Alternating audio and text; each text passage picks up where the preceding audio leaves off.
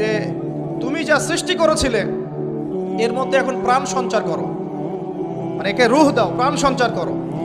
ব্যক্তি পারবে না, তখন তাকে এই কারণে আযাব দেওয়া হবে। আমরা কি এটা চাই? এই যে আমরা পাসপোর্ট সাইজের ছবিটা ইউজ করি আমাদের এনআইডি কার্ডের মধ্যে, পাসপোর্টের জন্যে, ভিসার জন্যে, আলেম ওলামাদের ইস্তেহাদ, এটা ইস্তেহাদ যে এই একটা ছবি জায়েজ হতে পারে।